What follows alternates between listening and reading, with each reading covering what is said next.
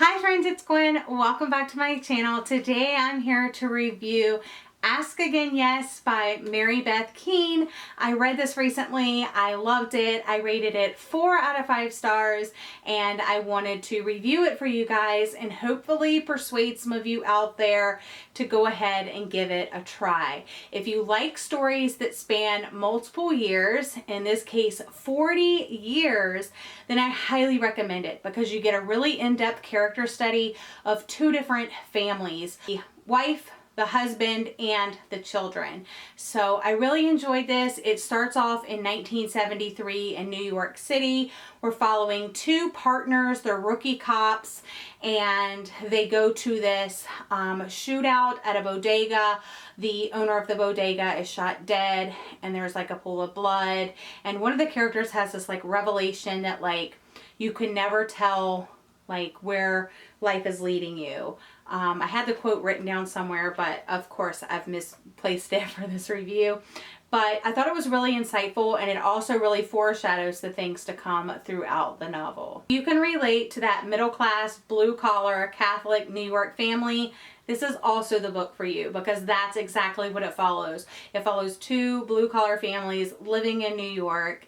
And I just thought it was really interesting to see like these characters this in depth because it did span that 40 years. So you have Frances and Brian, who were partners for a brief period of time.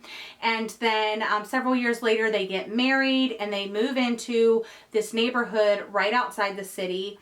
And you know, they're married and they end up having kids. Frances has 3 girls. Kate is the youngest. And then you have Brian and Anne, who she actually had a miscarriage, I believe, for the first time. And then the second time, they ended up having a successful pregnancy and they had Peter. Well, Peter and Kate, the children of each family, become really close, really good friends, young love, if you will.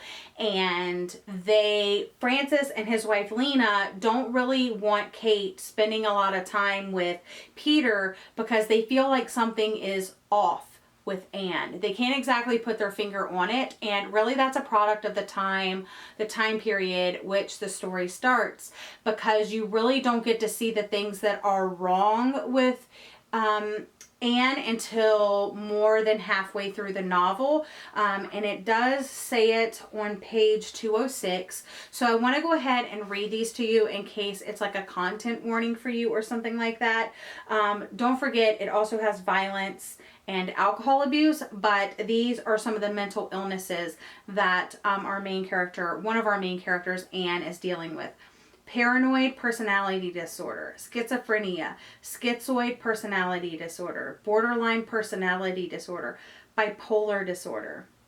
And the diagnosis changed and morphed every year, new names for the same symptoms, etc. So at the time that this started, that was all kind of new and we didn't have words to put with symptoms. So it was really, kind of a train wreck for people that were dealing with this at the time, and people could sense that something was off, and maybe even the person inflicted could feel like something was off, but we had no words for it. So that's kind of like a heartbreaking part of this book, is the things that Anne goes through and stuff like that. The beginning is a little bit slow, but there is lots of foreshadowing what's to come throughout the novel. It has a wonderful storytelling feel to it.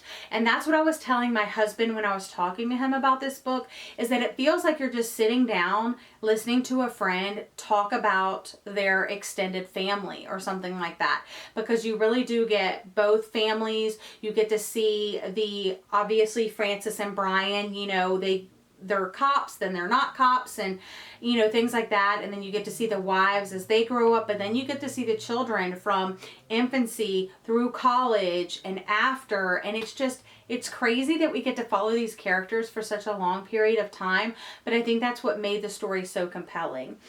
You do get multiple perspectives in this book, and I think that's what also lends itself to the character study. You have Frances, Lena, and Kate really, and Brian and Anne and Peter. So you do get like brief glimpses and perspectives from all of them throughout, and just kind of how their stories, it's kind of like, every side, there's a side to every story. So you kind of get a taste of that in this. You get to see an incident from two different perspectives, and I just really think that it's interesting.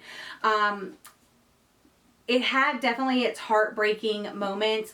I really think it's a novel about family and forgiveness, and also patience. Being patient with yourself, being patient with those that you love, being patient with those around you. Kindness. All of these were like themes woven delicately throughout the story, and I just thought it was really well done. It is a slower paced read throughout. The beginning, like I said, was slower, but you're not getting to any climax per se. There is this one scene where Anne goes to the grocery store and she's trying to get some like deli meat from the counter, and she feels like all the other customers in the market are in cahoots to like prevent her from getting her deli meat. And then of course there is an incident later on that really puts these families on the outs with each other.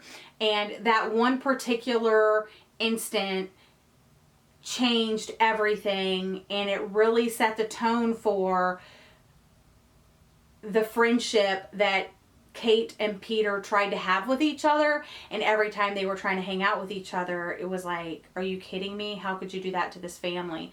So it has a lot going on, but like I said, if you liked Little Fires Everywhere, I would definitely pick this up. If you liked A Little Life by Hanya Yanagihara, I would pick this up. Books that span multiple years, following multiple characters, and I've never felt that any characters were, you know, similar or anything like that. It really did feel like separate people, and I feel like I could sit here and discuss each one in depth. You get to see them on their good days, their bad days, the ugly days, and everything in between. So I rated this story 4 out of 5 stars, and I'm really happy that I finally read it. That's all for today's review. If you read this book already, let me know what you thought about it in the comment section down below.